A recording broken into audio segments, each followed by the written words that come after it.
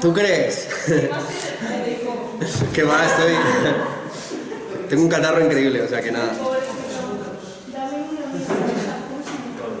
Frenador, ¿tenéis frenador? Tenemos codeína si quieres un poquito. El palito este.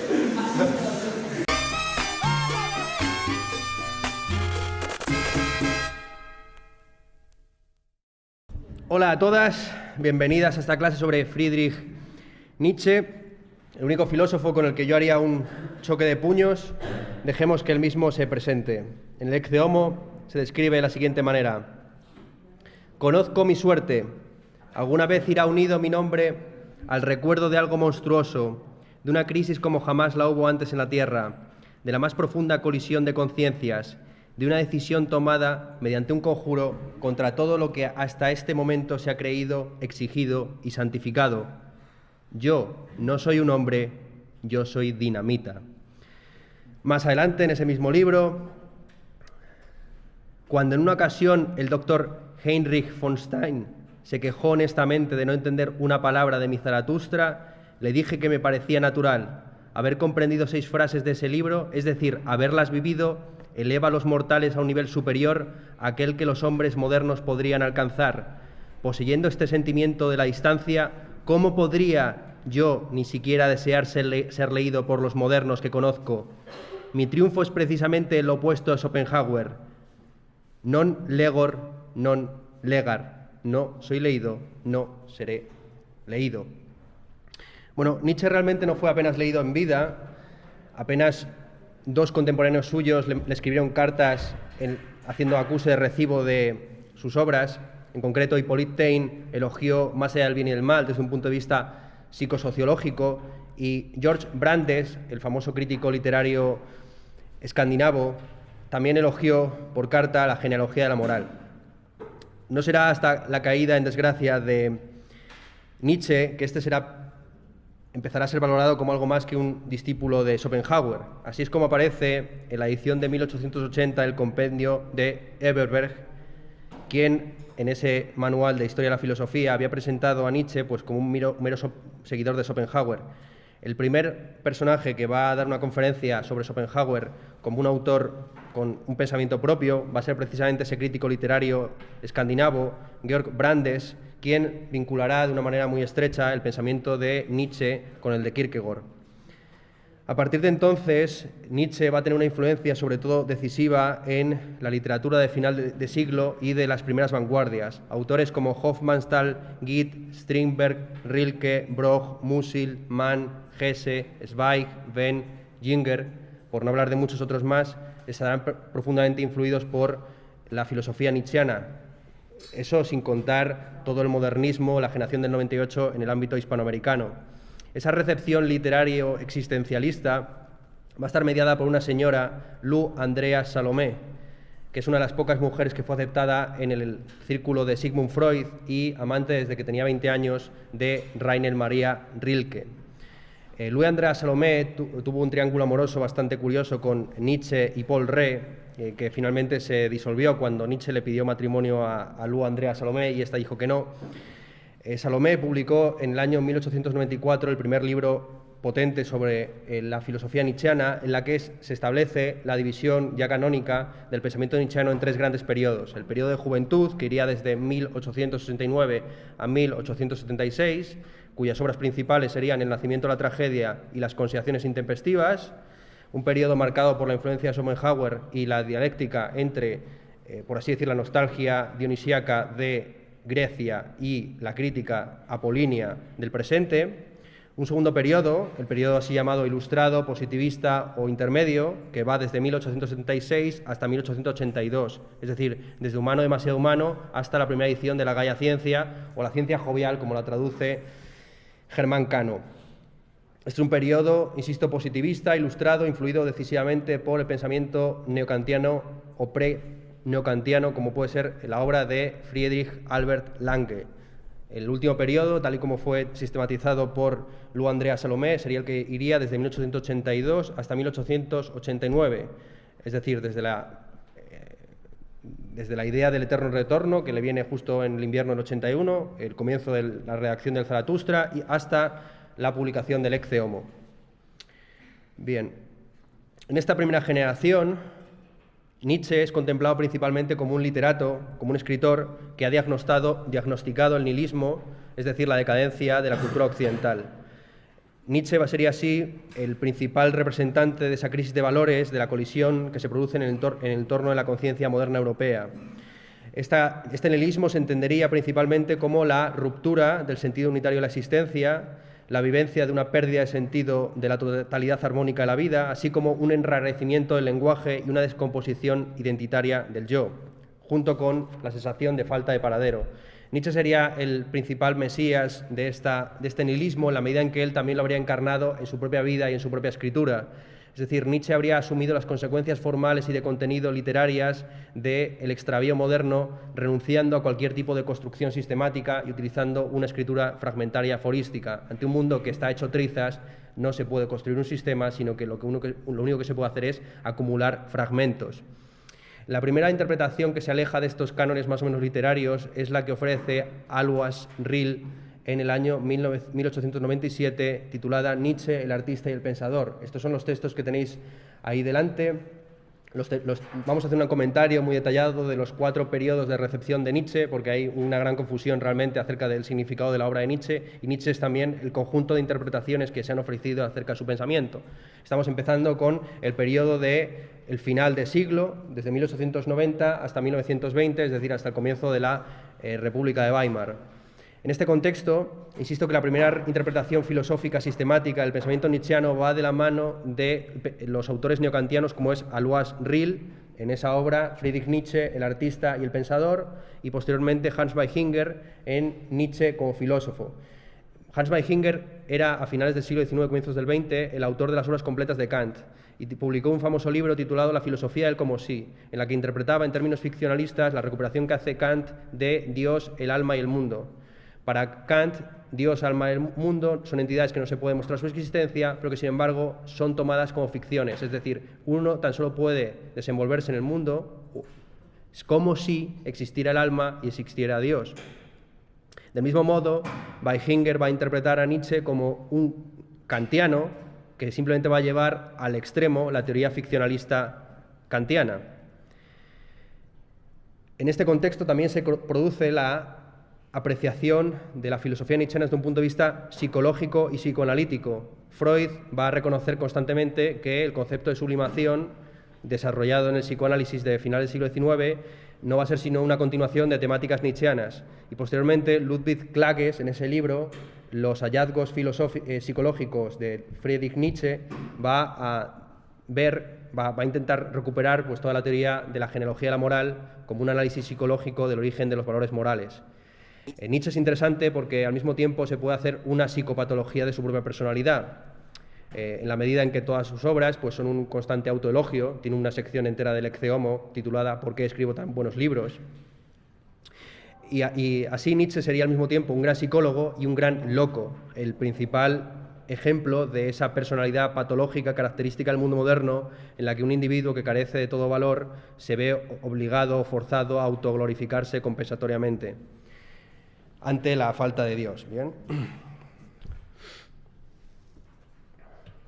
La siguiente interpretación de Nietzsche es la que se produce en los años 30, 40 y 50 y va de la mano de la edición de las obras completas de Nietzsche por parte de su hermana, Elisabeth Förster Nietzsche, quien asume el control de la edición de las obras póstumas y completas, publicando El Anticristo y el Ecce Homo, así como una recopilación de los cuadernos inéditos de Nietzsche bajo el título La voluntad de poder, que habría sido el título de la obra magna que Nietzsche estuvo esbozando durante prácticamente toda una década, pero que nunca llegó a terminar.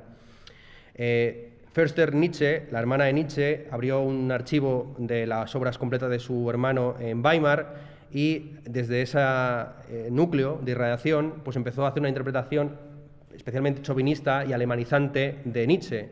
Y así Nietzsche se convierte en un autor prácticamente de masas en la década de 1910, hasta tal punto que muchos de los soldados alemanes acudirán a las trincheras de Verdún con un ejemplar de La Silla de Zaratustra en la mochila.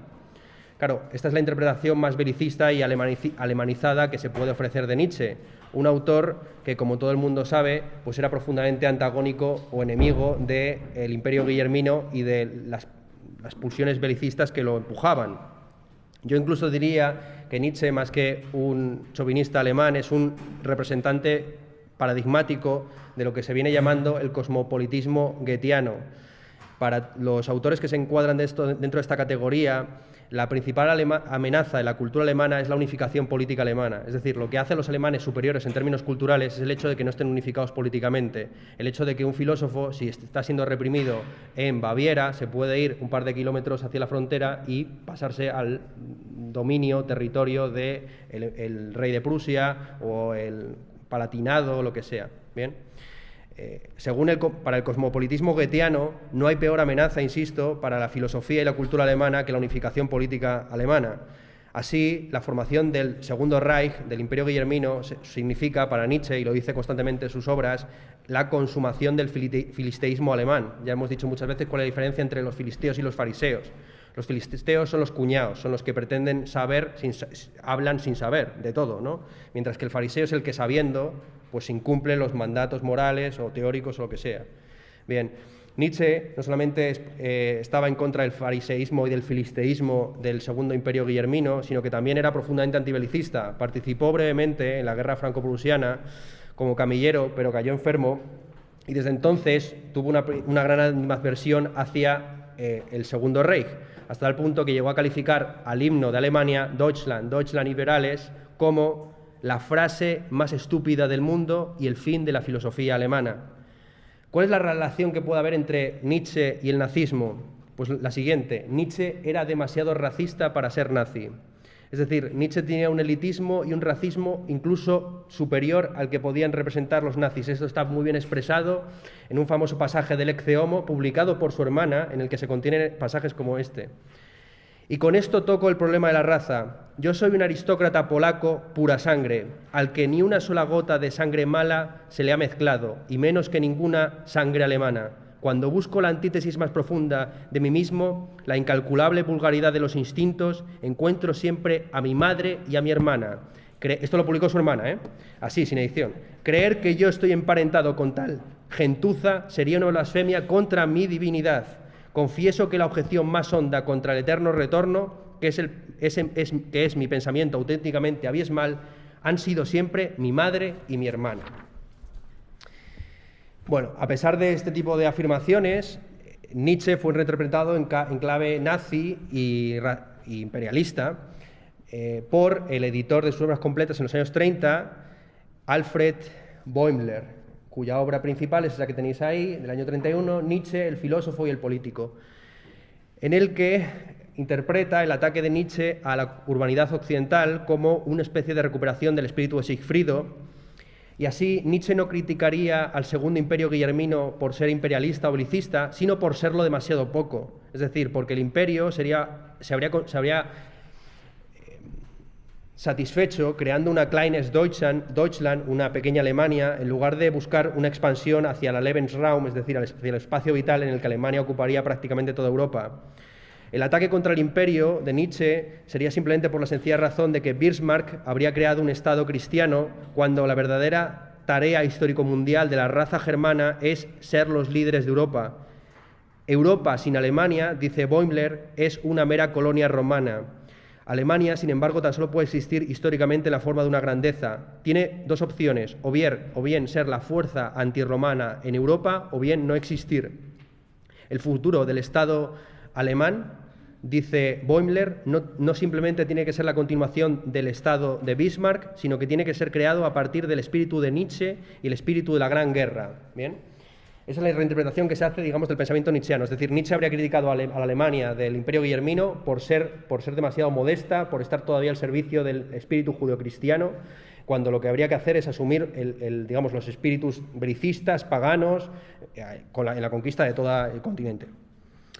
La mayor parte de las interpretaciones que se ofrecen en los años 30, 40 y 50 son interpretaciones que entran en diálogo con esta hegemonía de la reinterpretación nazi de Nietzsche. Los textos más interesantes de esta época son las de Lewis, Jaspers y Heidegger. El libro de Heidegger, en 2 tomos, Nietzsche, se publicó en el año 61, pero sin embargo son seminarios de los años 30 y 40. En cuanto al libro de Georgi Lukács, que ya hemos citado en varias ocasiones, El asalto a la razón, es un texto que parte de esbozos previos del año 33, titulados incluso ¿Cómo fue posible que el nazismo surgiera en Alemania? Bien, en todas estas obras, como digo, se hace una reinterpretación de Nietzsche que o bien sigue las líneas de la lectura nazi o bien las cuestiona. La característica común de todas estas interpretaciones es leer a Nietzsche como un metafísico. Así, por ejemplo, Levith interpreta la idea del eterno retorno como un intento de restaurar la concepción naturalista y pagana del mundo antiguo y vincula la teoría temporal de Nietzsche con pues, las teorías circularistas del tiempo en la Grecia clásica y arcaica. En cuanto a Jaspers, interpreta a Nietzsche en términos más bien personalistas, hace una de las primeras biografías intelectuales de Nietzsche y más bien interpreta el eterno retorno como una suerte de purgatorio de la verdad, en la que entidades como el superhombre serían una especie de nuevas formas de trascendencia en un mundo puramente inmanente. En cuanto a Heidegger, su seminario sobre Nietzsche, muchos lo han interpretado en clave de crisis existencial. Heidegger, al fin y al cabo, quiso reivindicarse como el filósofo que había superado la metafísica, pero para hacer tal cosa tenía que pelearse primero con el que había pretendido hacer tal cosa, saber Nietzsche. En varias ocasiones, a lo largo de esos seminarios, Heidegger estuvo a punto de suicidarse, dada su impotencia al enfrentarse a los textos nietzscheanos. Sin embargo, encontró fácilmente una salida, por así decir, profundizando en el nihilismo que le achacaban los miembros del partido. Como es sabido, Heidegger llegó a rector de Friburgo, en parte ayudado por el partido nazi, pero ya rápidamente, en el año 34, fue expulsado del partido, por lo menos se le retiró el carné, considerándose un nihilista inoperante, es decir, alguien que no estaba a la altura de la teoría racial nazi. Y así, muchos interpretan que Heidegger leyó a Nietzsche en clave de exilio interior, es decir, que buscaba en Nietzsche una clave de superación al mismo tiempo del nazismo y de sus posiciones en Ser y Tiempo. Esto ya hablaremos más adelante, ¿no? Pero básicamente la conclusión a que llega Heidegger después de esa confrontación tan dura con Nietzsche es que la concepción nacional socialista del mundo, lejos de ser una superación de la metafísica, no es sino una expresión mucho más consolidada y reactiva de esa misma crisis nihilista de los valores de la cultura occidental. Nietzsche sería precisamente una expresión de esa crisis civilizatoria en la medida en que él no habría superado la metafísica, sino que simplemente la habría invertido. Es decir, Nietzsche, al destruir la idea platónica de un mundo trascendente de verdades eternas, pues no habría acabado con la metafísica, simplemente le habría dado la vuelta. Allí donde Platón elogiaba las ideas, Nietzsche va a elogiar el cuerpo. Así, Nietzsche va a sustituir el ente suprasensible platónico por el ente sensible.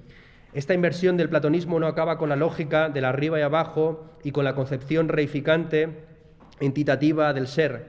La metafísica, a juicio de Heidegger, sería nihilista desde su origen, en la medida en que iría sustituyendo el ser por el ente, es decir, bueno, esto es muy difícil de entender que era el ser para Heidegger, ¿bien? Pero vamos a abreviar así rápidamente. Identificando rápidamente al ser con la nada, es decir, el nihil, ¿no? El nihil que está detrás del nihilismo. La metafísica nietzscheana simplemente sería profundización en ese nihilismo, sentando las bases de la concepción irracional y al mismo tiempo tecnocrática del mundo que se expresa tanto en la concepción americana del mundo, como la concepción soviética, como la concepción nazi. En los tres casos nos encontraríamos simplemente ante una sociedad industrial, tecnocientífica, caracterizada por la movilización total, la máquina burocrática y el desenfreno proceso productivo.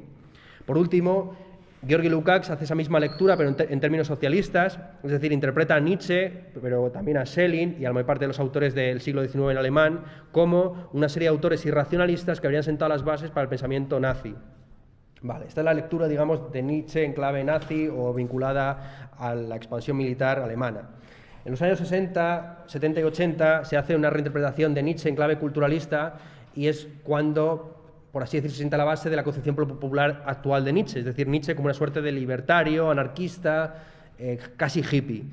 Este tipo de interpretaciones pues, fueron empujadas en primera instancia por Georges Bataille, quien en el año 37 publicó un número especial de la revista Cefal titulada Nietzsche y los fascistas, una reparación, en la que intentaba recuperar a Nietzsche de la lectura de nazi que hemos explicado y ofrecía pues una interpretación más bien eso, en clave de de consumo conspicuo, de creación de la propia individualidad desde un punto de vista artístico.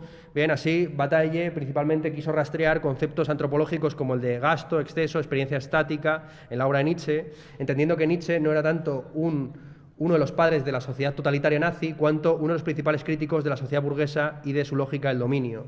Del mismo modo, Klossowski intentó reinterpretar en ese texto del año 69 Nietzsche y el círculo vicioso, la teoría del eterno retorno, no en clave metafísica o ontológica, sino praxeológica. El eterno retorno no es una teoría sobre cómo es el mundo, sino una teoría de cómo deberíamos comportarnos ante el mundo. El eterno retorno sería una suerte de complot que subvierte el orden social y que liquida la fijeza del sujeto sin generar instituciones reificadas que generen nuevas identidades. La misma lectura fue ofrecida por Deleuze, que explicamos ya en clase, ¿no? Es decir, cómo Deleuze interpreta que el eterno retorno no es el eterno retorno de lo mismo, sino el eterno retorno de lo distinto, en la medida en que lo que sobrevive a las diversas repeticiones histórico-cosmológicas, pues son las fuerzas, las llamadas los individuos singulares o las identidades prepersonales que no tienen un componente negativo. Es decir, que pueden producir nuevas combinaciones entre sí. Por último, Derrida, en ese texto del año 78, Espolones, los estilos de Nietzsche, pues vio cómo en Nietzsche, sobre todo en el tipo de literatura que producía Nietzsche, había una alternativa al logocentrismo en el que había incurrido toda la tradición filosófica, incluido el propio Heidegger. Es decir, frente al estilo tratadístico de la mayor parte de los filósofos que pretenden construir un sistema, Nietzsche sería el filósofo de las máscaras, un hombre que se habría creado intelectualmente al mismo tiempo que se creaba estilística y literariamente. Sería precisamente Nietzsche donde el sistema filosófico se convierte en una también suerte de autobiografía. Por último, un libro que me gustaría recomendar, que no suele ser muy conocido, es ese libro, esa compilación de Gandillac y Potrat del año 73, Nietzsche a día de hoy, que es una compilación de una serie de conferencias que se pronunciaron en un coloquio en el que intervinieron prácticamente todos los filósofos más importantes del pensamiento francés de aquel entonces. Estaban allí Nancy, Klossowski, Deleuze, Derrida, Lyotard, Lacoue-Labarthe y muchos otros más.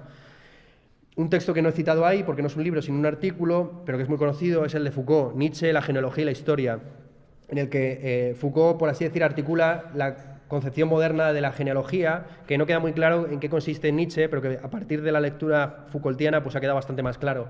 En la segunda intempestiva, Nietzsche distingue entre una concepción monumental, una concepción anticuaria y una concepción crítica de la historia.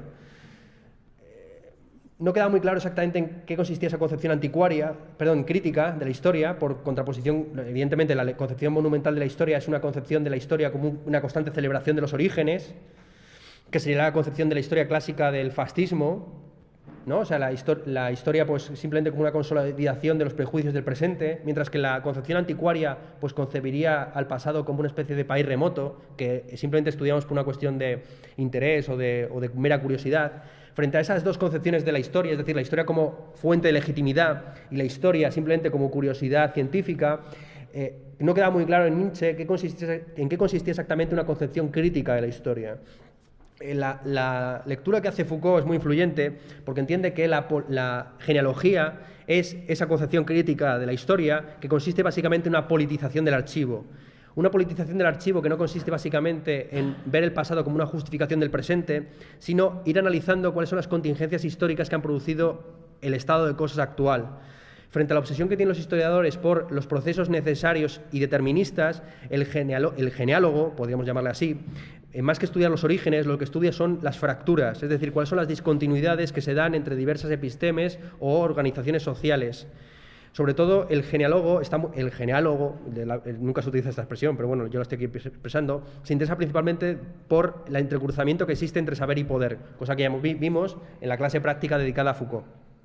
Por último, una de las grandes lecturas ofrecidas por los franceses es la interpretación de Nietzsche como uno de los maestros de la sospecha.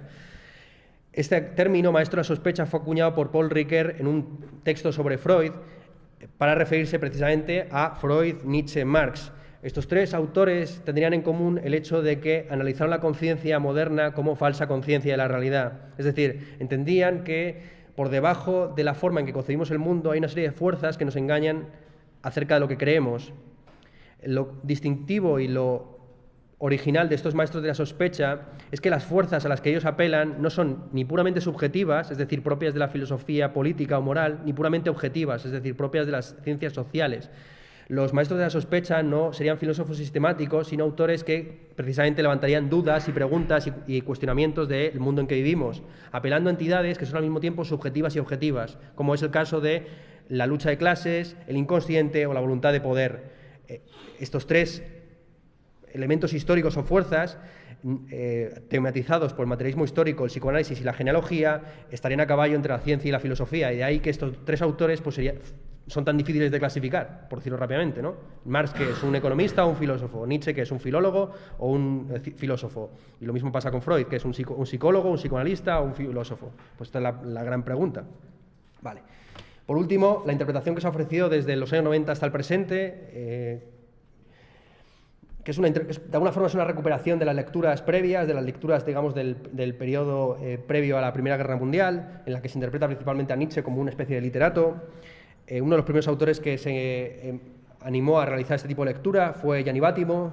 Os he recomendado un libro del año 74, El sujeto y la máscara, Nietzsche y el problema de la liberación, en el que sobre todo propone una nueva traducción del término Übermensch, en lugar de traducirlo por superhombre, lo traduce por alterhombre, lo comentaremos más adelante cuando hablemos del superhombre. El texto de Nehamas es muy interesante, Alexander Nehamas, del año 85, Nietzsche, la vida como literatura, en la medida en que es la primera interpretación sólida que se hace de Nietzsche en el mundo anglosajón, en el contexto de la revisión posanalítica de la filosofía del lenguaje y del valor que tiene la retórica en la constitución de los juicios. Nehamas va a ser uno de los que interprete el eterno retorno no como una tesis cosmológica, sino como una tesis praxeológica que tiene que ver con el experimento mental de plantearnos ¿acaso nuestra vida merecería la pena si tuviéramos que vivirla una y otra vez? Por último, me gustaría recomendar el libro de Mauricio Ferraris, Nietzsche y la filosofía del siglo XX, porque es la lectura más interesante de las sucesivas interpretaciones de Nietzsche. Es decir, la mayor parte de las cosas que yo he comentado aquí, de cómo hay unas sucesivas interpretaciones de Nietzsche, están muy bien expuestas ahí en el libro de Ferraris. Ferraris es uno de los teóricos más importantes del así llamado realismo postcontinental, bueno, así lo he llamado yo en mi tesis doctoral, nadie más lo llama así, y ese libro, Nietzsche y la filosofía del siglo XX, es una buena interpretación de las interpretaciones de Nietzsche. Por último, uno de los libros más influyentes del siglo XXI, La afirmación de la vida, Nietzsche sobre la superación del nihilismo, de Bernard Regenster. Bien, después de haber hecho esta lectura de las interpretaciones de Nietzsche, necesaria para tomar partido, pues vamos a explicar un poco el pensamiento de este autor. Una de las principales dificultades a las que nos enfrentamos a la hora de exponer el pensamiento de Nietzsche en una hora y media, de una manera más o menos sistemática, es que Nietzsche es uno de los autores que más reivindica su derecho a contradecirse y no escribe tratados, sino pues, conjuntos de aforismos que ni siquiera les escribía él mismo porque tenía problemas de visibilidad, entonces se los dictaba a sus amigos, a Overbeck, a Lou Andrea Salomé, a Paul Rée, etc. En algunos casos nos encontramos con libros enteros, como la Genealogía de la Moral, que se dedican simplemente a comentar un solo aforismo. De hecho, la Genealogía de la Moral tan solo es el comentario del aforismo inicial que dice lo siguiente: el ideal estético es una expresión del horror vacuo y de la voluntad, que prefiere desear la nada a no desear nada. Pues bien, parece que al fin y al cabo pues la filosofía nietzscheana solamente sería un conjunto de juegos de palabras en la tradición de Lichtenberg, Schopenhauer, La Rochefoucauld, que tendría un componente si eso ético, pero que no iría más allá, digamos, de la autoayuda. El propio Nietzsche describió las sucesivas fases de su pensamiento como máscaras, apelando al famoso dictum cartesiano larvatus prodeo, avanzo enmascarado. Y así reinterpretó su periodo intermedio, el periodo positivista o ilustrado, como una pose excéntrica, una segunda naturaleza necesaria para alcanzar su verdadera naturaleza, que iría más allá de la ilustración y del positivismo. Nietzsche también estaba muy habituado a hablar de sus propias teorías y de las teorías ajenas como si fueran simplemente estrategias de autoconservación o tónicos autoadministrados. Es decir, así la teoría del eterno retorno no sería una teoría sobre el mundo, sino básicamente una suerte de sugerencia o de tónico autoadministrado, una estrategia para vivir de una manera más intensa y entretenida, si se quiere, ¿no? O sea, quiere decir que el eterno retorno simplemente sería la forma en la que Nietzsche estaría expresando filosóficamente que él dice sí a la vida frente al no schopenhaueriano. Ahora bien, la teoría de la verdad de Nietzsche, como vamos a ver más adelante, más que ser una teoría estrictamente personal o individual, pues como podría ser, por ejemplo, la de un Max Stirner, es social. Es decir, para Nietzsche la verdad o el bien es siempre la verdad o el bien para una determinada clase o especie humana. la famosa distinción entre los espíritus libres y el rebaño. Vamos a empezar entonces con esto de clasificación clásica, heredada desde Andrea Salomé, juventud, periodo intermedio y madurez. Bien, el primer periodo está claramente influido por Schopenhauer y comienza en el año 69, en el que Nietzsche, con apenas 24 años, es llamado a asumir una cátedra de filología clásica en Basilea. Así Nietzsche se convierte en el catedrático más joven de toda la historia de Alemania, dando clase incluso antes de haber presentado su doctorado. El maestro de Nietzsche, Friedrich Wilhelm Ritz, escribirá una carta de recomendación que le dará a Nietzsche esa cátedra, en la que concluirá lo siguiente: Nietzsche es tan prometedor que puede hacer lo que quiera. Antes de tomar posesión de esa cátedra, Nietzsche se había planteado hacer un segundo doctorado sobre, esto muy poca gente lo sabe, en filosofía, sobre las teorías del tiempo desde la época de Kant. Y ahí realmente Nietzsche dio con la clave. Es decir, el tema de la temporalidad es el tema clave de la filosofía del siglo XX. De ahí que explicar a Nietzsche realmente supone cortar en dos la historia del pensamiento contemporáneo entre el siglo XIX y el siglo XX. Porque realmente toda su recepción, él muere de una manera profética en el año 1900 justo, y toda la recuperación de Nietzsche viene después, ¿no? Entonces Nietzsche es realmente el autor que preludia todo el siglo XX. Eso a mí me queda bastante claro. Los dos autores que más le influyeron en este periodo, pues evidentemente son Schopenhauer y Lange. La influencia de Schopenhauer es mucho más clara y mucho más explícita, y así, pues en el origen de la tragedia se habla literalmente de una unidad primordial que se manifiesta en el mundo y en la vida humana. Nietzsche, igual que Schopenhauer, en ese libro, El origen de la tragedia en el espíritu de la música, describe la vida como algo terrible y trágico, que no obstante puede ser transmutado a través del arte y el trabajo del genio creativo. Los griegos son el paradigma de esa concepción optimista de la tragedia que supone el mundo, en la medida en que en lugar de entregarse al pesimismo ante lo terrible, inexplicable y peligroso que es la vida, pues intentaban elaborar artísticamente, por medio de la tragedia y la música, esas pulsiones negativas que están en el mundo. Hay dos formas, dice Nietzsche, por abreviar, de enfrentarse a la tragedia o el horror y el terror que componen el mundo. Una es cubrir esa realidad con un velo estético, componiendo una serie de realidades formales y bellas. Esa es la estrategia propia de los espíritus apolíneos, que se expresaron en el mundo griego principalmente a través de la mitología, la épica y las artes plásticas, muy señaladamente la escultura. Frente a esa concepción clásica o canónica de las artes griegas, hay otra forma, dice Nietzsche, de expresar creativamente nuestra relación con el mundo, a saber, la dionisíaca. El espíritu de Dionisios, en lugar de componer una serie de formas que velen el mundo, lo que hace es descorrer el velo de malla y entregarse a la unidad primordial, derrumbando el principio de individuación, pues por medio de orgías, etc. La tesis fuerte de Nietzsche, que no es original suya, sino que está previamente en Burckhardt, es que la tragedia no es una expresión del espíritu apolíneo, sino del espíritu dionisíaco. Es más, que la tragedia no es sino la evolución de los poemas y de las festividades dionisíacas. Eso está clarísimo, sobre eso no hay ninguna cuestión, ¿no? Y cómo en la decadencia, la tragedia va de la mano de la decadencia del coro, que el coro originalmente pues era simplemente un conjunto de borrachos que iban cantando cancioncillas alrededor de las fiestas báquicas en Atenas o donde fuera, ¿no? Aquí Nietzsche lo que está haciendo de alguna forma es defender pues es una concepción irracional de los griegos que cuestiona la lectura romántica. Los románticos establecieron una división muy clara entre el arte clásico, cuyo valor máximo es la belleza, encarnada en la escultura clásica, y el arte moderno, que no maximizaría la belleza, sino la tragedia, y cuyo representante máximo sería Dios Cristo en la cruz, ¿bien? Donde lo bello al mismo tiempo es trágico o incluso grotesco. Bien, frente a esa lectura romántica, insisto, de la cultura clásica como algo vinculado a la serena grandeza, que era como definía Winkelmann la belleza clásica, Burckhardt y una serie de autores coetáneos a Nietzsche, que influyeron decisivamente en él, pues van a reinterpretar el mundo griego como un mundo más bien post-dionisiaco, por decirlo rápidamente. Un libro que yo quisiera recomendar en el que se defiende esta tesis es el libro de Dodds, Los griegos y lo irracional, ¿no? En el que simplemente se profundiza en la tesis nietzscheana, pero que también está en Burckhardt. Evidentemente está el origen de la tragedia, con su propio estilo, pues fue muy criticado por los filólogos de su época, principalmente Wilamowitz Mollendorf, que tenía también por aquella época unos 20 y tantos años, escribió un panfleto titulado Zukunftsphilologie, con exclamación, la filología del futuro, en la que criticaba pues, la filología nietzscheana como una filología carente de fundamento. En ese libro se recogen pues, las principales críticas filológicas que se pueden hacer a la tesis nietzscheana, es decir, que la tesis nietzscheana tiene su alcance de verdad, es bastante original y precisa para el papel que cumple el coro, por ejemplo, pero no así para la totalidad de la interpretación del mundo griego, por no hablar de las críticas que hace, que son muy exageradas, a Eurípides o a Sócrates, ¿no?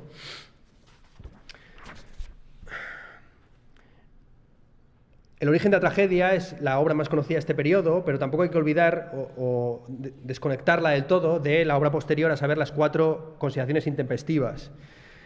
Uno de los temas cruciales del origen de la tragedia es cómo el espíritu dionisíaco griego se puede recuperar en el presente a través de la Gesamtkunstwerk wagneriana. Sería Wagner el que, precisamente recuperando la mitología alemana de toda la vida, en el ciclo del Ring, pues estaría sentando las bases para una concepción dionisíaca contemporánea y moderna, que se enfrentaría profundamente al filisteísmo del Segundo Imperio. Nietzsche habla durante este periodo como si la producción del genio creador o artístico fuera el principio y el fin de cualquier tipo de cultura, la justificación de cualquier Estado. Esto lo dice de manera explícita en un texto del año 71 titulado Sobre el Estado griego, pero lo vuelve a decir, lo vuelve a sugerir en las intempestivas. El genio, dice literalmente Nietzsche, es el órgano a través del cual se redime la existencia. Precisamente desde este punto de vista artístico es como Nietzsche va a criticar la cultura alemana contemporánea, excesivamente centrada en las ciencias y, entre ellas, la historia comprendida como una ciencia. Para Nietzsche, la historia no tiene como objetivo, insisto, describir el pasado como una fuente de legitimación o como algo puramente interesante, sino que hay que tener una posición crítica respecto a ese pasado. Eso lo explica de una manera muy célebre en la segunda intempestiva titulada Las ventajas y desventajas de la historia para la vida, que todo historiador, sea del arte o de cualquier otra disciplina, debería conocer. Para Nietzsche, una cultura no es simplemente algo que se estudia de manera externa o fanática, sino que la cultura la define como una unidad de estilo artístico en todas sus manifestaciones de la vida de un pueblo. Esta es la definición que él toma de Burckhardt, precisamente. Burckhardt, para quien no lo sepa, es el que acuña el término renacimiento y sistematiza y desgaja el arte del Renacimiento del arte previo y el arte posterior. Vamos, es Burckhardt tal cual el que inaugura para muchos la historia del arte contemporáneo. Yo de esto hablé hace años, en esta misma asignatura. Bien, entonces, el siglo XIX, con su énfasis en el dominio del conocimiento y la ciencia, a juicio de Nietzsche, lo único que estaría es sentando las bases para una nueva barbarie, en que empiezan todas las alocuciones de Nietzsche, más o menos proféticas, acerca de cómo el Segundo Imperio Guillermino está sentando las bases posteriormente de la barbarie totalitaria. El Estado nacional es la máxima expresión de la mediocridad, de la uniformidad y de la hostilidad al genio. Frente a los doctos profesores de universidad, que están troquelados por la burocracia y la administración, Nietzsche defiende la imagen de un pensador solitario que tiene una clara visión de las posibilidades de autotrascendencia del hombre y se arriesga a pensar distinto. Bien, en el año 76 Nietzsche comienza a distanciarse ya de Wagner, después de que esté sentando las bases para el proyecto de Bayreuth.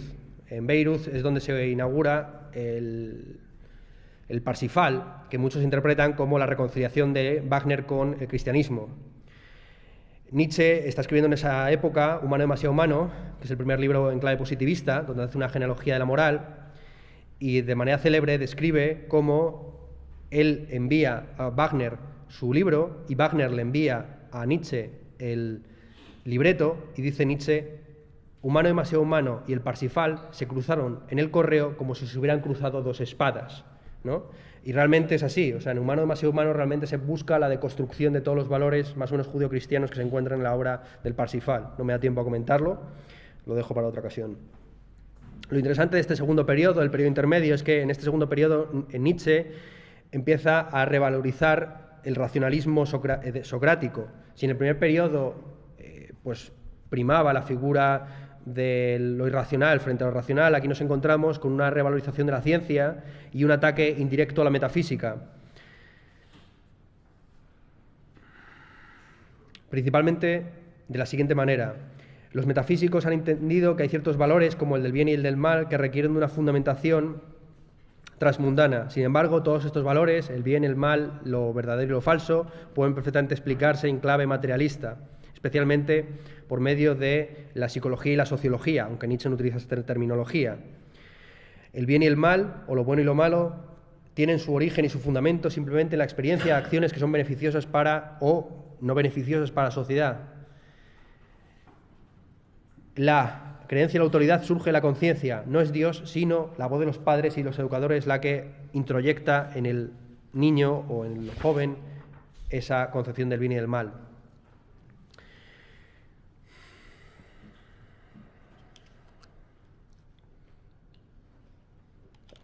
Este es un problema que le venía persiguiendo a Nietzsche ya desde su primer periodo. En la primera intempestiva contra David Strauss, Nietzsche se pregunta cuál es la esencia de la moral y llega a la conclusión de que la esencia de la moral es la consideración de todos los seres humanos como dignos de consideración moral, es decir, como individuos que tienen los mismos derechos o que por lo menos tienen unas mismas pretensiones de alcanzar una igualdad normativa.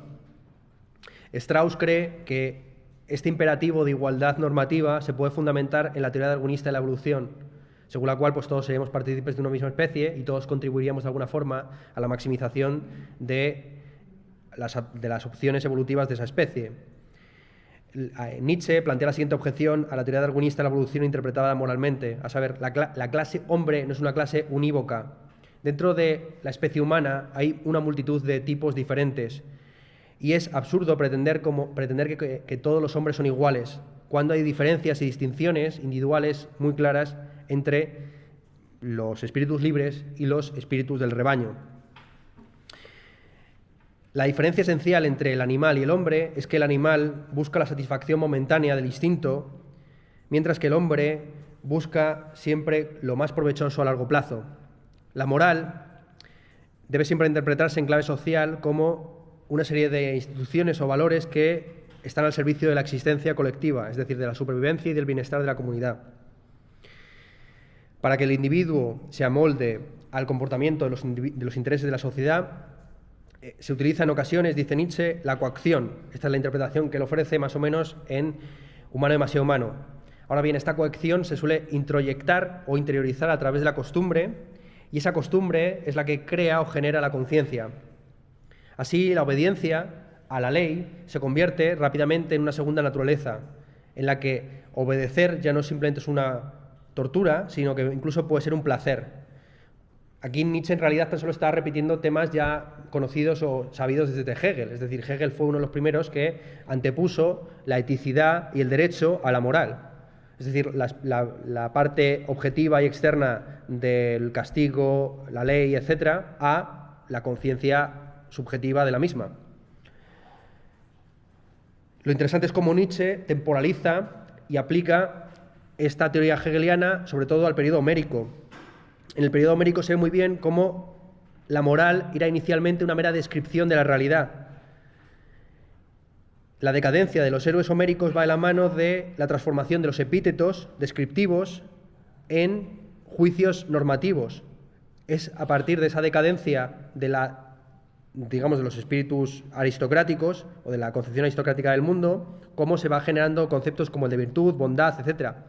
Es decir, en Homero, Aquiles, el de pies ligeros, o Ulises, fértil en ardices, no pretende valorar normativamente esos personajes, simplemente los quiere describir en sus características distintivas. La virtud, como Arete, simplemente es la excelencia, es decir, el hecho de que estos individuos pertenecen a la clase nobiliaria, no pretende valorarlos de ninguna manera. De hecho, Ulises y Aquiles se comportan siempre, en muchas ocasiones, de manera inmoral, igual que los dioses, desde el punto de vista contemporáneo. Lo que quiere ver Nietzsche es cómo se ha producido una transformación de los valores, de tal forma que lo que se consideraba virtuoso y noble en la época de Homero, a día de hoy se considera vil o inmoral. Este proyecto lo inicia en Humano demasiado humano, pero no lo llega a cerrar hasta la genealogía de la moral. Allí muestra cómo hay dos tipos de morales, la moral de los nobles o los aristócratas y la moral del rebaño. La moral aristocrática se basa en la contraposición entre lo bueno y lo malo, siendo lo malo en alemán schlecht, mientras que la moral del rebaño es una moral negativa que se basa en la contraposición entre lo bueno y lo malvado, böse. Es importante esta distinción a pesar de que no se respeta en muchas de las traducciones. Así, por ejemplo, el libro de Nietzsche, titulado en alemán originalmente Jenseits von Gut und Böse, más allá del bien y de lo malvado, se traduce como más allá del bien y del mal. ¿Bien? Bueno, sea como fuere, esta es la distinción que establece Nietzsche en la genealogía moral y que permite comprender su historia o genealogía de la moral. Originalmente, la moral dominante en la época arcaica y clásica es la moral de los aristócratas, una moral positiva centrada en el concepto de lo bueno. Lo bueno es originalmente lo que beneficia a la clase alta, o la pura descripción de lo que hace la clase alta. Esa descripción positiva de los atributos de la clase alta se convierte en una entidad moral por medio de la internalización de las virtudes. Así es como se crean virtudes como la justicia, la prudencia, la fortaleza y la templanza, que originalmente son solamente una descripción de lo que hacen los nobles. Los nobles son justos, son prudentes, son fuertes y son templados. Lo importante de esta moral es que es una moral no universalista, sino exclusivista, en el que los nobles no pretenden universalizar esos valores, no pretenden hacer que la plebe sea fuerte, justa, prudente o templada. Esta moral noble y aristocrática se basa, por lo tanto, en un pasos de la distancia, es decir, el que es virtuoso lo es por distinción respecto de los mediocres o los débiles de espíritu. Es una moral que no se puede aplicar para todos, sino que simplemente es exclusiva de los espíritus libres. Nos enfrentamos, por lo tanto, ante una moral que es relativista.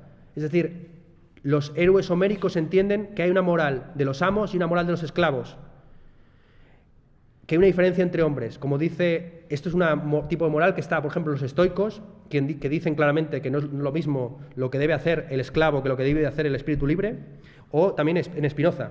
Bien, este tipo de moral, exclusivista o relativista, fue subvertida por la moral del rebaño, basada en una concepción negativa de la moral, centrada principalmente en la maldad, böse. Lo malvado, para la moral del rebaño, es lo que daña los intereses o el bienestar ajeno. Así, el bien se define negativamente como el altruismo. Esta moral, por contraposición con la moral noble o aristocrática, es universalista, es decir, aspira a la igualdad entre los hombres y se sostiene sobre la virtud de la compasión, en la que se interpreta el sufrimiento ajeno como un mal. Nietzsche, que era profundamente antihedonista, decía que el sufrimiento no simplemente es un mal, porque en ocasiones el sufrimiento puede ser una oportunidad para ejercer el poder a niveles superiores. Para Nietzsche, la moral no debe maximizar el placer, sino el poder, también el poder de control sobre los demás. ¿Cómo fue posible que la moral del rebaño se pudiera imponer sobre la moral de los nobles?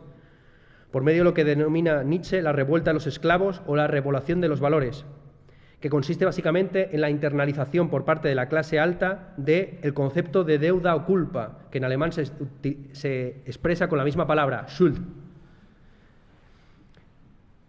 La culpabilización de la conducta de la clase alta consiste básicamente en responsabilizar a estos individuos que están al mando del Estado o de los ejércitos del sufrimiento ajeno.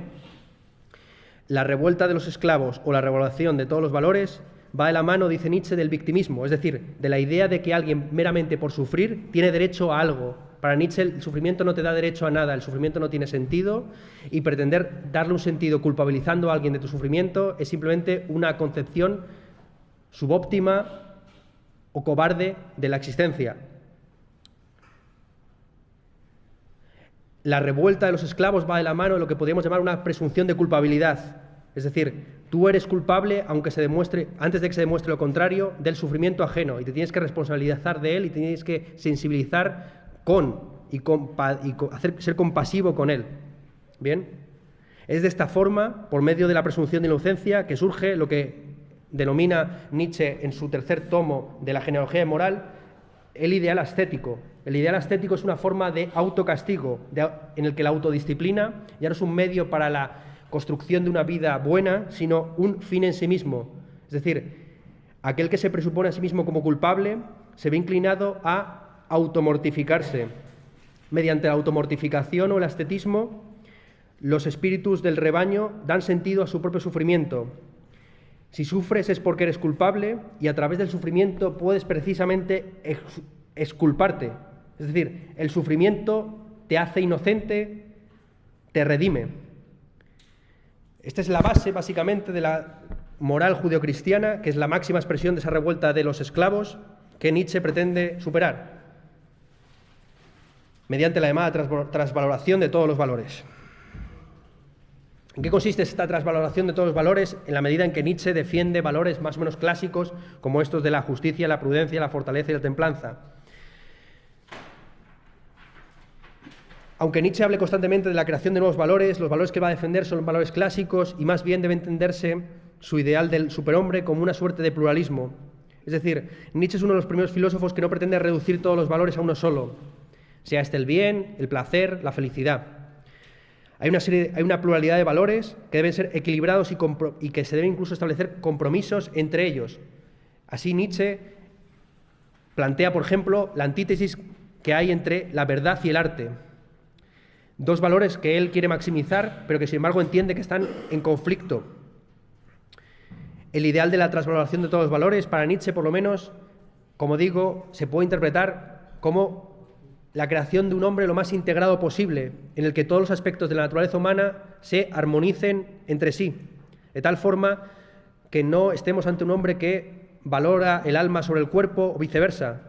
El cristianismo, si es culpable de algo, es principalmente haber despreciado el cuerpo, el impulso, el instinto, la pasión y el desarrollo de las mentes libres y sin trabas, así como los valores estéticos. Aquí vemos cómo Nietzsche está planteándole el desafío a Chateaubriand en sus propios términos. Chateaubriand dijo que después de la Revolución Francesa ya no es posible otra defensa del cristianismo que no sea la estética. La única forma que tenemos de defender el genio del cristianismo es precisamente defendiendo al cristianismo como una religión bella. Lo que va a decir Nietzsche es que el cristianismo, lejos de promover la belleza, lo que hace es promover lo contrario. Bien, la automortificación, los ideales estéticos.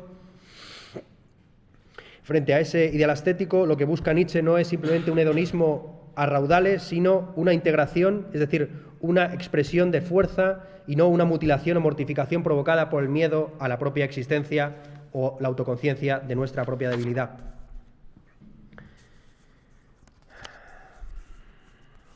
Evidentemente, el proyecto de la transformación de todos los valores o transvaloración de los mismos no simplemente es un proyecto que Nietzsche se plantea en términos personales, sino que entiende que la propia historia ya lo está realizando, por medio precisamente del nihilismo. Aquí estamos por caminos muy trillados y conocidos por todos, a saber, los tres tipos de nihilismo que distingue metafóricamente o simbólicamente Nietzsche en el Así habló Zaratustra.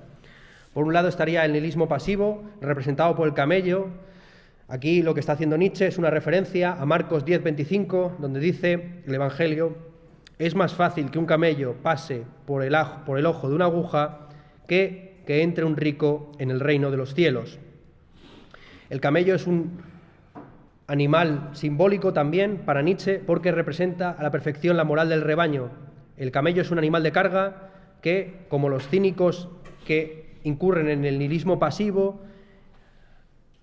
siguen actuando conforme a ciertos valores aunque no creen en ellos.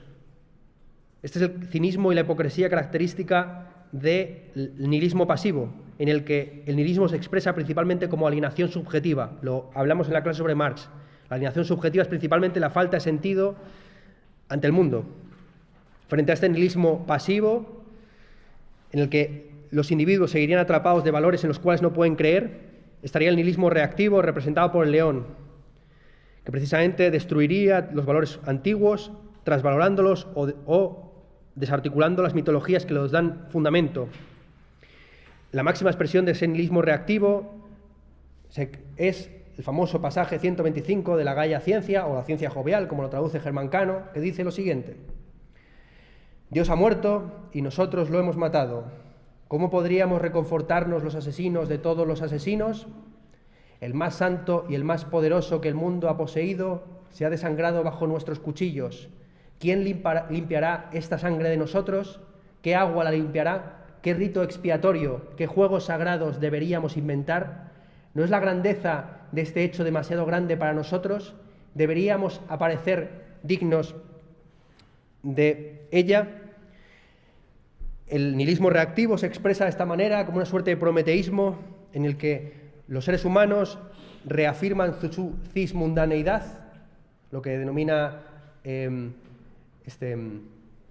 Nietzsche como Jedischkeit, que es algo así como aquiedad, el ser aquí, contra cualquier tipo de trascendencia, incluida la existencia de Dios. Ahora bien, para Nietzsche, esto es importante decirlo, esta no es la forma más positiva del nihilismo. Más allá del nihilismo reactivo, representado por el león, está el nihilismo positivo, representado por el niño. El niño sería el que, más allá de la destrucción de los valores antiguos, sería capaz de crear nuevos valores sin conciencia de culpabilidad. El niño se caracteriza por su capacidad de sorprenderse ante el mundo, creando nuevos valores y nuevas mitologías. Aquí me gustaría subrayar cómo Nietzsche es uno de los primeros filósofos que revaloriza la infancia. Hasta entonces la infancia se comprende como un estadio calamitoso de la existencia humana.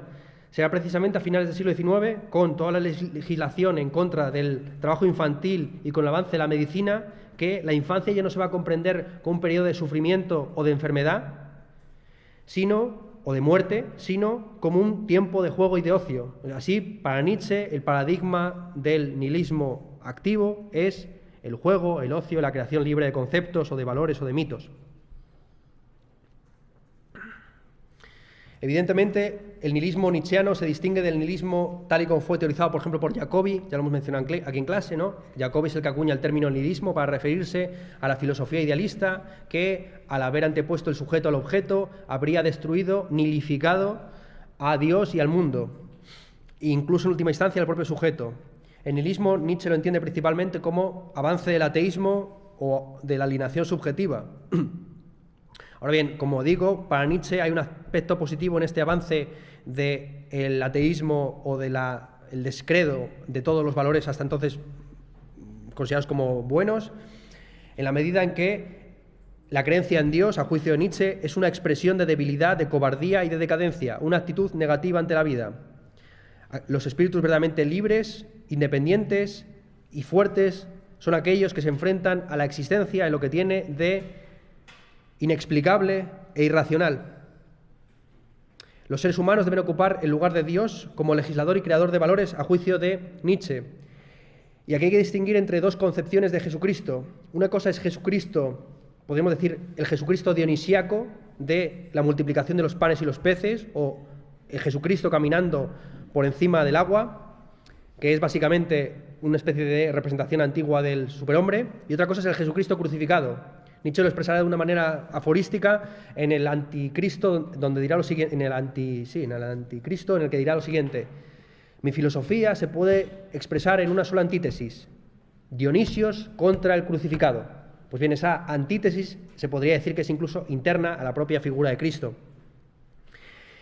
Nietzsche no solamente critica al cristianismo, sino lo que él denomina las formas secularizadas del cristianismo, que no son sino una forma del nihilismo reactivo, es decir, de aquellas pretensiones de permanecer dentro de los valores judeocristianos, aun no creyendo en ellas, en esos valores. Entre las formas secularizadas del cristianismo, Nietzsche sobre todo ataca a la democracia y al socialismo. A juicio de Nietzsche, la democracia y el socialismo simplemente se basan en una concepción presuntamente laica de la igualdad entre los hombres. Ahora bien, la muerte de Dios provocará, a juicio de Nietzsche, más tarde o más temprano, el inevitable rechazo de todos los valores, es decir, la propia idea de una ley moral objetiva y universal que, a juicio de Nietzsche, es el fundamento del socialismo o de los movimientos socialistas y democráticos. Aquí este es un buen momento para plantear cuál es la relación que existe entre Nietzsche y Marx. No se conocieron ni se leyeron, y Nietzsche evidentemente consideraba al movimiento socialista como un ejemplo de la moral del rebaño, pero es importante subrayar cómo el relativismo y el perspectivismo nietzscheano ha sido decisivo para la interpretación de la lucha de clases por parte de marxistas posteriores. Es principalmente Lukács, en Historia y conciencia de clase, el que interpreta que la lucha de clases es un choque de concepciones del mundo, un choque entre los valores de la burguesía y los valores del proletariado. Esto, que no son los mismos ni pueden ser los mismos. Es importante subrayar que para Marx esto no es así. O sea, Marx es demasiado universalista para decir esto. Para Marx, los valores que va a realizar la revolución proletaria son los mismos que la sociedad burguesa hipócritamente dice encarnar, es decir, la igualdad, la libertad y la fraternidad.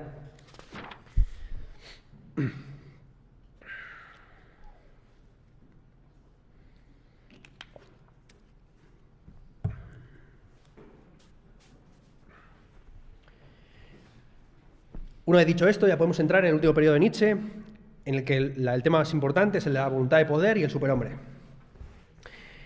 La tesis de la voluntad de poder se empieza a sugerir ya en Más allá del bien y el mal, o más allá de lo bueno y lo malvado, que sería la traducción precisa, en el que dice Nietzsche que si seguimos un método lógico de análisis del mundo, debemos preguntarnos cuál es el principio que informa todos los fenómenos causales. ¿Cuál es la forma básica de la actividad causal que puede dar cuenta de todos los fenómenos físicos, químicos y orgánicos? El principio explicativo que va a ofrecer Nietzsche es la voluntad de poder. Toda cosa viva, dice Nietzsche, busca ante todo descargar su fuerza. La misma vida es voluntad de poder. La autoconservación es tan solo una de las consecuencias indirectas y más comunes de ella. La tesis de la voluntad de poder, interpretada en términos cosmológicos, afirma que todo lo que existe se basa fundamentalmente en una base subyacente compuesta de centros de poder, cuya actividad e interacciones tienen como objetivo o como principio la expansión de ese mismo poder. Hay varias interpretaciones de la tesis de la voluntad de poder, una interpretación más metafísica, que es la que ofrece Jaspers o Heidegger, una interpretación antisciencialista, en la que la tesis de la voluntad de poder no pretende afirmar nada acerca del mundo, sino básicamente ofrecer una alternativa inmanente, una filosofía del devenir contra todo esencialismo y sustancialismo. Esta es la lectura de Deleuze y de Nehamas, pero también hay lecturas en clave psicológica, que es la lectura, por ejemplo, que ofrece Kaufmann, basándose en un famoso pasaje de Más allá del bien y el mal, en el que Nietzsche dice que la psicología debe ser consolidada y coronada como la reina de las ciencias. Lo que está claro es que la tesis de la voluntad de poder de Nietzsche está articulada principalmente contra la tesis de la voluntad de vida de Schopenhauer. Frente al pesimismo schopenhaueriano, Nietzsche quiere combatir esa forma de nihilismo articulando una voluntad de poder que diga sí a la vida y no a ella.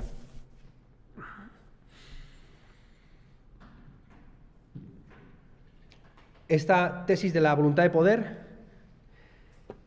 no terminó de ser cerrada por Nietzsche en la obra magna que estaba proyectando escribir, pero sí que tiene una serie de correlatos interesantes en el ámbito epistemológico y cosmológico. Vamos a estudiarlos. Para Nietzsche, esto es una de las tesis fuertes suyas, luego recuperada por Foucault, la voluntad de poder es indisoluble de la voluntad de saber.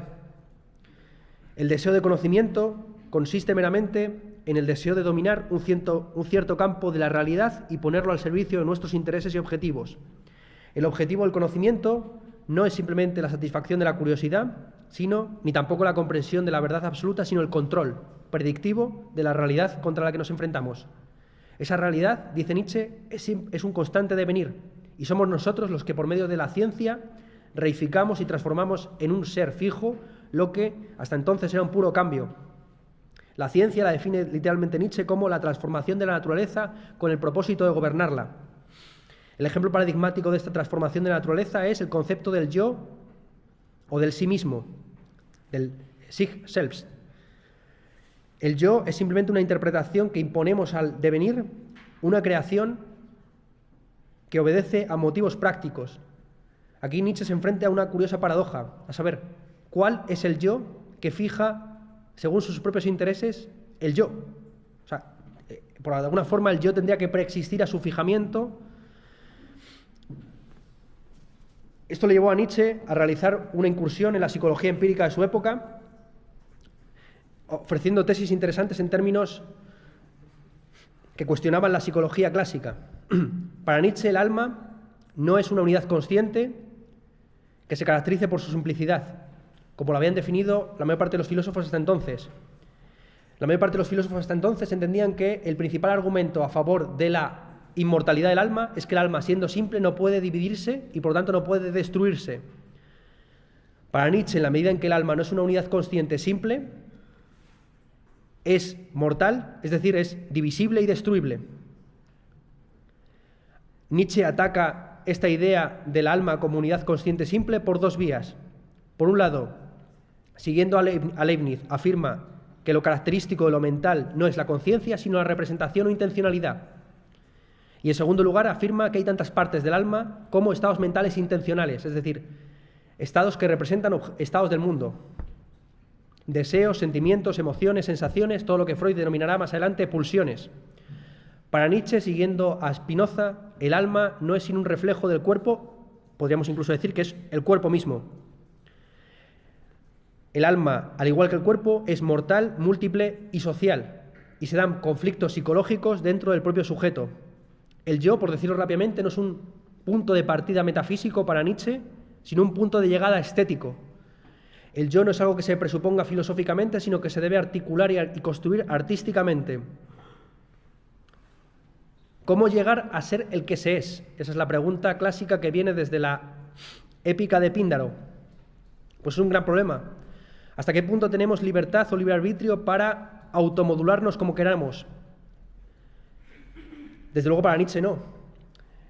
La libertad, entendida como libre arbitrio, es una pura fantasmagoría. A lo máximo que se puede aspirar es a amar nuestro propio destino, de tal forma que el autogobierno es el amor fati, aceptar nuestro destino como bueno.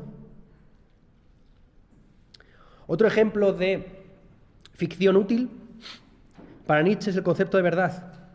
El concepto de verdad, dice Nietzsche, es una invención de los filósofos que, al estar insatisfechos ante el mundo en su devenir, anhelan un ser unívoco.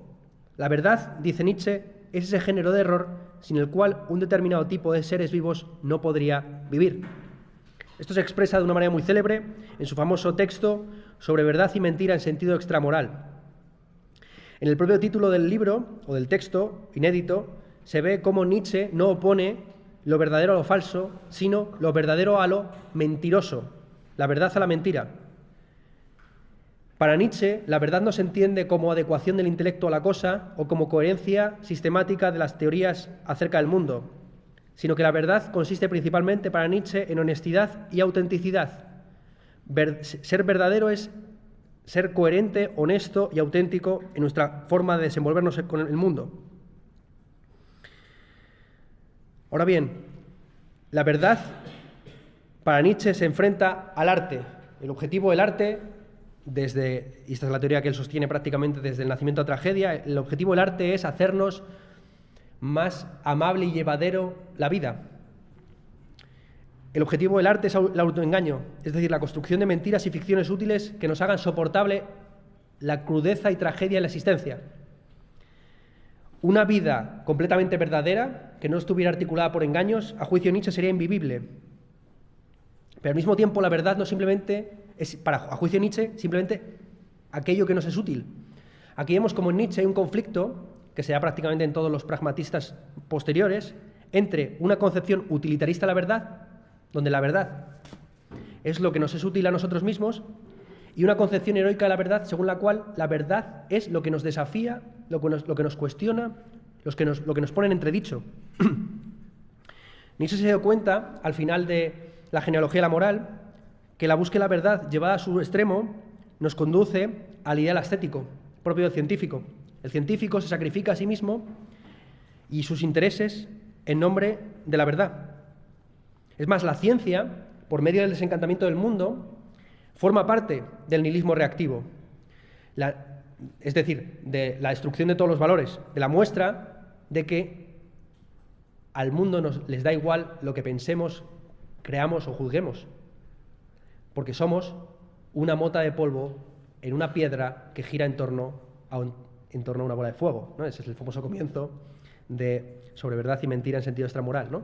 Esa especie situada en un trozo de tierra perdido en el cosmos que se cree el centro del mundo. ¿Cuál es el valor entonces de la verdad? Para Nietzsche, si la verdad tiene algún valor, es en la medida en que es un obstáculo y una oportunidad para afirmar y expandir la voluntad de poder. Y así es como Nietzsche entiende positivamente la verdad, o por lo menos esa es la lectura que yo hago de Nietzsche, en la medida en que yo entiendo que Nietzsche no es un relativista o escéptico absoluto. O sea, que él entiende que el nihilismo es un producto objetivo de la ciencia. Yo creo que esa es la lectura más coherente de su obra. Es decir, para Nietzsche, todas las verdades son ficciones y todas las ficciones son interpretaciones y a su vez todas las interpretaciones son perspectivas. Pero eso es algo, ese punto de vista lo hemos alcanzado gracias a la ciencia y no contra ella. Para Nietzsche, todos los instintos ofrecen una perspectiva propia del mundo y las categorías racionales, incluidas las categorías lógicas, no son sino perspectivas y no formas a priori. Evidentemente, la objeción elemental que se puede plantear contra el perspectivismo, la hermenéutica y el ficcionalismo nietzscheanos es que se contradice o se autorrefuta. Si no hay hechos, sino solo interpretaciones, ese enunciado de Nietzsche también es una interpretación. Y el propio Nietzsche lo dice. El fragmento conocido, ¿no? Es gibt nicht Tatsache, nur Interpretationen, sigue, y esto también es una interpretación. No hay hechos, solo interpretaciones, y esto también es una interpretación. Entonces aquí ya Nietzsche entraría en una paradoja en la que el propio hecho de la interpretación sería una interpretación. ¿Cómo conciliar, cómo articular esto de una manera un poco más coherente y sistemática? Es un fragmento conocido de La voluntad de poder. Pues bien, interpretando que para Nietzsche el conocimiento es posible si se interpreta la objetividad como un objetivo asintótico. Es decir, para Nietzsche el conocimiento no consiste en penetrar más allá de las apariencias o salvar los fenómenos alcanzando una suerte de punto de vista desde ninguna parte. Para Nietzsche, lo sugieren varios textos, la verdad o la objetividad consiste en tener en cuenta varias perspectivas, todas las que sean posibles. Es precisamente por medio de esa consideración de los puntos de vista contrapuestos que uno puede superar las limitaciones propias y las de los demás sin necesidad de elevarse a un punto de vista desde ninguna parte. Es decir, es posible para Nietzsche una cierta verdad y un cierto conocimiento sin necesidad de asumir un punto de vista de la eternidad. Esto en realidad no es sino la naturalización y psicologización de Kant, que ya fue llevada a cabo por autores como Lange o Mach, que influyeron decisivamente en Nietzsche. Para Kant, como ya hemos explicado, hay ciertas características estructurales del mundo, tal y como lo conocemos, el espacio, el tiempo, las relaciones causales, que no son relaciones objetivas entre las cosas, sino artefactos de nuestras facultades cognitivas. Ahora bien, para Kant, al igual que para Schopenhauer, esas estructuras son necesarias a priori y no se pueden transformar. Para los psicólogos posteriores neokantianos, como Lange o Mach, esas estructuras no son a priori, sino a posteriori y están determinadas por la psicología y la sociología humana. Nietzsche lo único que hace es dar un giro de vuelta personalista a esa concepción naturalista y psicológica de las estructuras a priori kantianas. Para Nietzsche, las estructuras a priori no son estrictamente sociales o psicológicas, sino personales. Están arraigadas en nuestras intuiciones, emociones, sensaciones, pulsiones. De ahí que Nietzsche diga que toda gran filosofía es una confesión personal, en la que el autor está construyendo de manera inconsciente e involuntaria una memoria de sí mismo. Esta es en parte la base también de la genealogía, es decir, no analizar las teorías de los filósofos en términos de su verdad o falsedad, sino en términos de la pulsión o la insatisfacción a la que responden. Las teorías filosóficas no simplemente se contemplan como teorías verdaderas o falsas, sino como síntomas a partir de los cuales se puede diagnosticar cuál es la patología de cada filósofo. El perspectivismo de Nietzsche, por lo tanto, está entrecruzado con su programa genealógico, en el que no se pretende ver si la fortaleza o la templanza son un bien o un mal, sino cuáles son las necesidades psicológicas y las estructuras del inconsciente, por así decir, que están detrás de la afirmación de esos valores. Vale. Junto con esta interpretación epistemológica de la voluntad de poder, hay una interpretación también metafísica de la misma. En términos físicos, la voluntad de poder se expresa como relaciones de fuerza entre dos o más objetos. En términos biológicos, la vida no es sino una pluralidad de fuerzas unidas con un objetivo nutritivo común.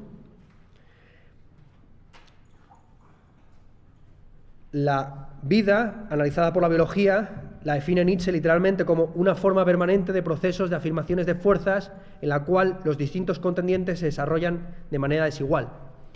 Esta afirmación podría dar pie a una interpretación darwinista de Nietzsche. Sin embargo, Nietzsche, desde el comienzo de su obra, atacó frontalmente al darwinismo.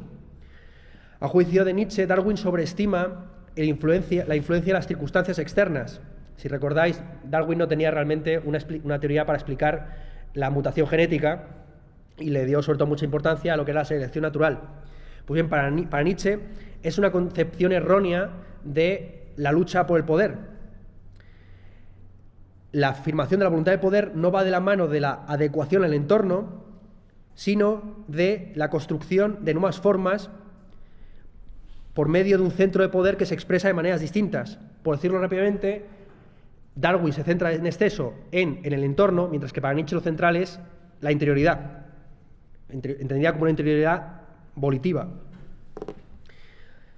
Además, Darwin comete el error de pensar que la selección natural obra en favor de los más aptos. Para Nietzsche, este presupuesto es gratuito, porque a juicio de él, de hecho, sucede lo contrario. Los mejores individuos son los que perecen y los que triunfan son los mediocres y los decadentes.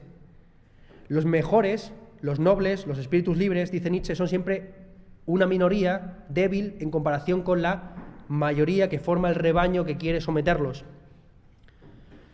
Si basamos nuestros valores morales en los datos de la evolución, la mediocridad, la regresión a la media, la decadencia, sería lo supremo. Sin embargo, los valores más excelsos, dice Nietzsche, hay que buscarlos siempre en los individuos superiores, que siempre son minoría y están en soledad y están condenados a morir de manera trágica. Desde un punto de vista psicológico, la teoría de la voluntad de poder de Nietzsche se expresa como una psicología profundamente antihedonista. Como ya hemos dicho, para Nietzsche el objetivo principal ético no es la maximización del placer y la huida del dolor, sino el aumento del poder. Es más, Nietzsche defiende el placer como el sentimiento de aumento del poder y el dolor como el resultado de sentir obstáculos ante la voluntad de poder. Lo dice tal cual en el comienzo del Anticristo. ¿Qué es lo bueno? Lo que aumenta la sensación de poder. ¿Qué es lo malo? Lo que surge de la debilidad. ¿Qué es la felicidad? La sensación del aumento del poder, de la superación de los obstáculos. Desde un punto de vista psicológico también es interesante subrayar la teoría de la sublimación de Nietzsche. Es decir, Nietzsche es el primero que explica por qué los individuos se automortifican contra sus propios intereses. La automortificación y el ascetismo son, a juicio de Nietzsche, formas sublimadas de la voluntad de poder en la que un individuo se afirma su voluntad de poder sobre sí mismo, obteniendo placer de su propia destrucción. El arte no es sino la expresión objetiva de ese mismo ideal estético para Nietzsche. El artista no es sino un sublimador de la voluntad de poder en formas creativas o geniales. Detrás de todo artista hay un dictador en potencia, como vimos en el caso de Churchill o del propio Hitler. Bueno, Nietzsche, digamos que le daría la vuelta. O sea, si la teoría clásica es que todo dictador es un artista frustrado, para Nietzsche todo artista es un dictador frustrado. Vamos a la teoría del superhombre. Hay un pasaje muy conocido de Zaratustra en el que Nietzsche ataca al Estado Nacional como el más frío de todos los fríos monstruos y lo califica como el nuevo ídolo que se erige a sí mismo como el objeto de adoración de los mediocres y los decadentes. Ahora bien, del mismo modo que el Estado sienta las bases de la mediocridad, también crea la condición de posibilidad para una nueva forma de excelencia, de virtud entendida como arete. Para Nietzsche, la mediocridad es necesaria como medio en pos de la excelencia. Lo dice literalmente en el Zaratustra: una cultura elevada puede existir únicamente sobre una amplia base, sobre una mediocridad poderosa y profundamente consolidada. Así, el Estado, al mismo tiempo que crea las bases de la mediocridad, con la sociedad de masas, también sienta las bases para la creación del superhombre. La función de las masas en la sociedad moderna, a juicio de Nietzsche, es crear las condiciones de posibilidad para la aparición de un tipo de hombre superior. Aquí es la famosa contraposición del Zaratustra entre los superhombres y los últimos hombres, que sean simplemente los esclavos al servicio de los superhombres. Antes de que suceda esa polarización de la sociedad, que por ejemplo algunos identifican pues, con las interpretaciones más delirantes del poshumanismo actual, ¿no? En el que una clase alta tendría posibilidad de transformarse genéticamente a sí misma para vivir más de 100 años, mientras que el resto de la humanidad serían simplemente sus esclavos. Debe suceder, dice Nietzsche, la aparición de unos nuevos bárbaros.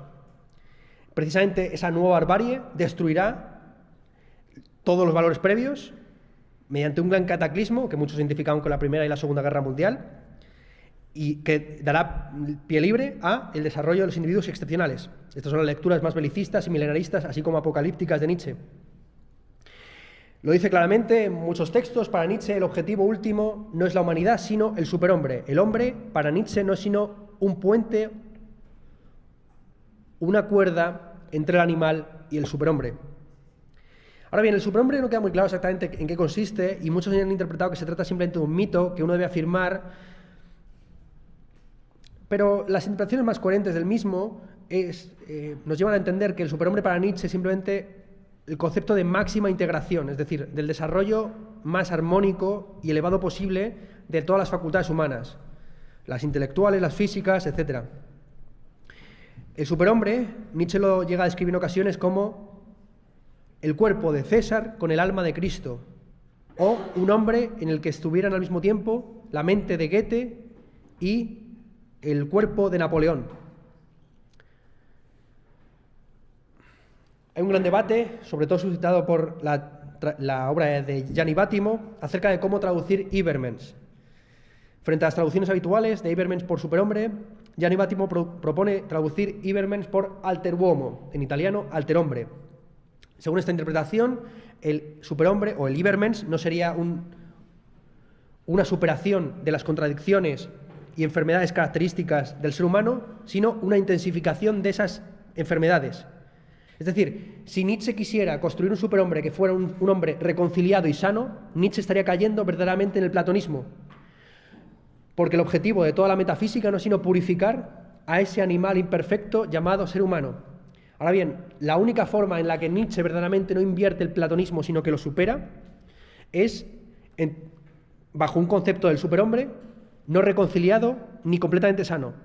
El alterhombre de Gianni Vattimo no sería así un hombre que habría superado la religión, sino que le habría establecido una nueva relación con la religión.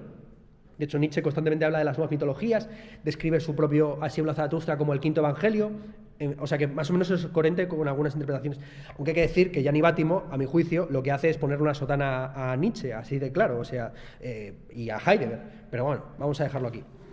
Lo que está claro es que el superhombre es esencialmente todo lo que no era Nietzsche. Es decir, un hombre atrevido, osado, no enfermo, etcétera, etcétera. Aquí podríamos recuperar una famosa broma del Tercer Reich que decía lo siguiente: los arios tienen que ser rubios como Hitler, altos como Goebbels y flacos como Goering, siendo Hitler moreno, Goebbels corto de estatura y Goering más gordo que una morsa, ¿no? Pues del mismo modo, el superhombre tiene que ser tan guapo, osado, galán como era Nietzsche, que era completamente todo lo contrario, ¿no? Es más, hay muchos cuestionamientos de la típica explicación de la locura de Nietzsche. O sea, la explicación clásica de Nietzsche es que pilló la sífilis, pero en realidad es que era tan tímido que en una ocasión en que le llevaron a un prostíbulo, lo cuenta Overbeck en sus memorias, Nietzsche no se atrevió a dirigirle la palabra a ninguna prostituta y se dedicó a tocar el piano en el prostíbulo, ¿no? E incluso le llegaron a echar como moneditas, o sea, bueno, una cosa ridícula. Bueno, vamos a llegar al final. El eterno retorno. El eterno retorno es descrito en el Ecce Homo como la idea más importante del Así habla Zaratustra. En el Ecce Homo se dice también que esa idea se encuentra expresada por primera vez en el primer aforismo de la Gaia Ciencia, y que es una idea que se le ocurrió a 3.000 pies de altura en Sils Maria. Bueno, aquí el Ecce Homo es realmente un libro cojonudo. Yo recomiendo leer el Ecce Homo y las memorias de Guy Debord, porque son los libros más vanidosos que uno puede leer. Y de hecho, el propio concepto de vanidad se puede interpretar como uno de los ejemplos paradigmáticos de ese valor que ha sido transvalorado varias veces. Para los romanos, la vanitas era parte de la gloria. Es decir, ser vanidoso no era un vicio, sino una de las virtudes máximas. Para los cristianos, evidentemente, la vanidad se convierte en el paradigma del vicio. De ahí, vanitas vanitatum et omnia vanitas. Mientras que para Nietzsche, de alguna forma, recupera el concepto de vanidad como algo, o sea, decir que uno es el puto amo, que es dinamita, que escribe libros de puta madre, etcétera, etcétera. Bien, Nietzsche no tiene ningún problema con ser, en fin, podríamos decir que Nietzsche no tenía abuela, ¿no? En la tercera parte del Zaratustra es donde se encuentra la descripción del eterno retorno, y curiosamente, la descripción que se hace en él, en ese texto del eterno retorno, lejos de ser encomiástica, es más bien la expresión de un profundo disgusto. Nietzsche dice que siente verdadero vómito, o el Zaratustra dice que siente verdadero vómito, le dan arcadas ante la idea de que todos los seres van a repetirse eternamente en su existencia. Incluso hasta el hombre más inferior, hasta su hermana y su madre, van a existir una y otra vez. Como él ha dicho, la principal objeción al eterno retorno es que vas a tener que ver otra vez a tu suegra, a tu madre, a tu hermana, etc. Bien, a todas esas señoras que te están dando el coñazo. El eterno retorno se presenta así para Nietzsche como un gran pensamiento disciplinario, al mismo tiempo liberador y opresor. Hay dos interpretaciones del eterno retorno, una interpretación ontológico-cosmológica y una interpretación praxeológica. Los autores que más han subrayado la interpretación ontológica son Levitt, Jaspers, Heidegger y en otro plano, Deleuze. La praxeológica sobre todo es una cuestión de Klossowski, de Register y de Nehamas. Vamos a empezar por la cosmológica porque es la más conocida. Es decir, según la interpretación cosmológica, verdaderamente todo se va a repetir constantemente. Nietzsche sugiere que el eterno retorno se sostiene sobre el principio de conservación de la energía. Si consideramos que el mundo contiene un quantum determinado de fuerza o de energía, así como un número determinado de centros de fuerza, y su existencia es infinita o indeterminada, habrá un conjunto finito de combinaciones posibles entre centros de fuerza, de tal forma que en un tiempo infinito siempre ya se habrán dado todas las combinaciones posibles una y otra vez. Habrá, por lo tanto, un ciclo de series absolutamente idénticas. Esta es la interpretación, como digo, cosmológica o ontológica. Hay un conjunto finito de fuerzas y estas solo se pueden combinar en un conjunto finito de series. En un mundo infinito, todas las series ya se han dado y se van a volver a dar.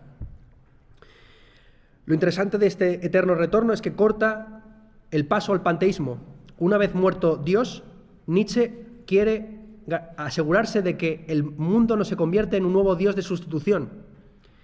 Si decimos que el universo nunca se repite, sino que está creando constantemente nuevas entidades, de alguna forma estamos manifestando, dice Nietzsche, un anhelo a la noción de Dios. El propio universo, al ser comprendido como un universo creador, será identificado o asimilado al concepto de Dios. Contra esta concepción panteísta del mundo de la naturaleza, propia, por ejemplo, de Spinoza, Nietzsche quiere reivindicar el inmanentismo o el cismundaneísmo de su ontología, lo que ya hemos llamado previamente la Diessetigkeit, la aquiedad, el ser aquí.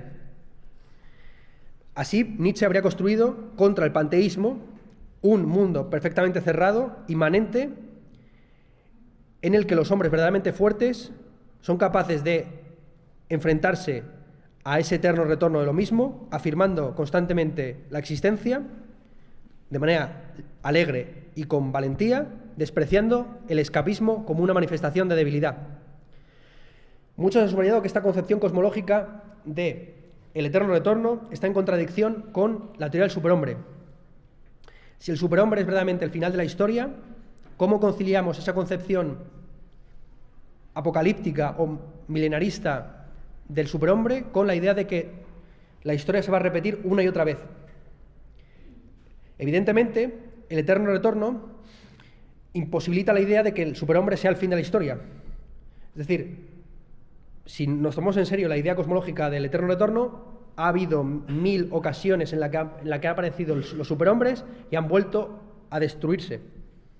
Ahora bien, para Nietzsche desde el comienzo pretende conciliar la teoría del eterno retorno con la del superhombre, subrayando que el superhombre no es el fin de la historia y que afirmar tal cosa sería todavía caer en una interpretación teológica del universo.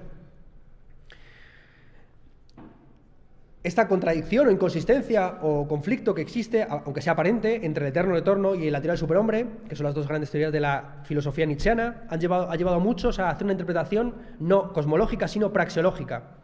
En esta interpretación praxeológica, sobre todo, insisto, subrayada por Klossowski, Register y Nehamas, El eterno retorno no es la descripción de cómo es el mundo, sino una suerte de experimento mental práctico, una prueba de superhombría.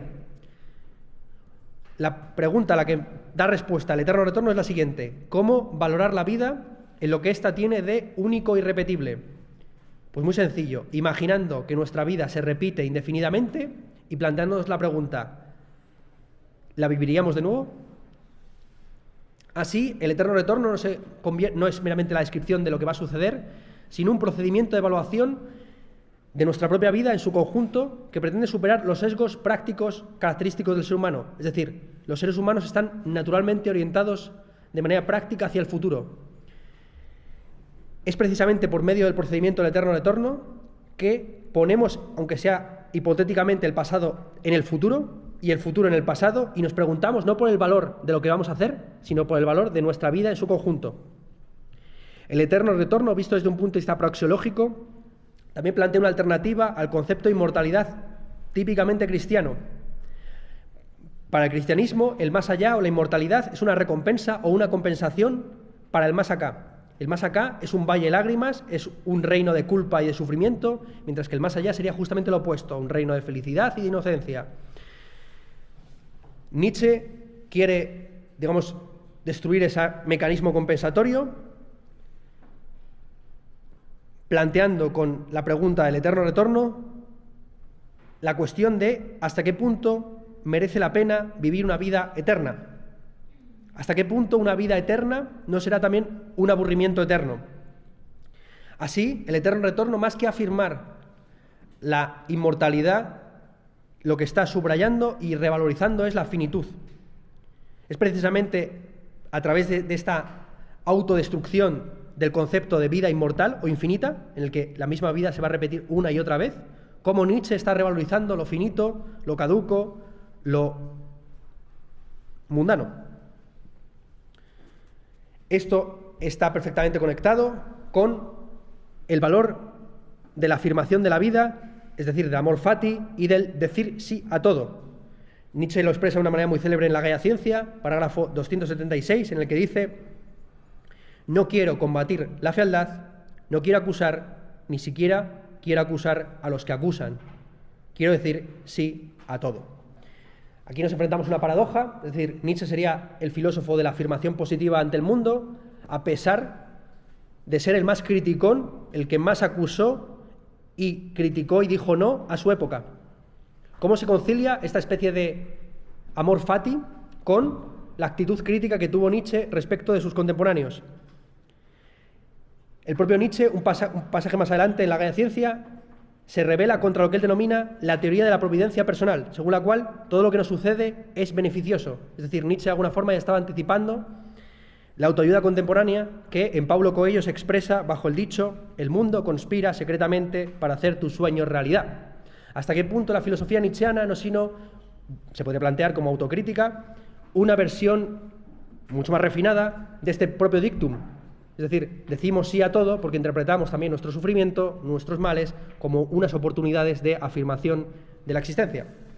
Y con esto simplemente quisiera terminar con una frase que ya dije en una clase práctica, que fue la última que pronunció Nietzsche después de pasarse 10 años completamente catatónico. Recobró la conciencia brevemente para decirle a su madre: Mum, ich bin dumm, que en castellano quiere decir: mamá, soy gilipollas. Y con esto, muchas gracias.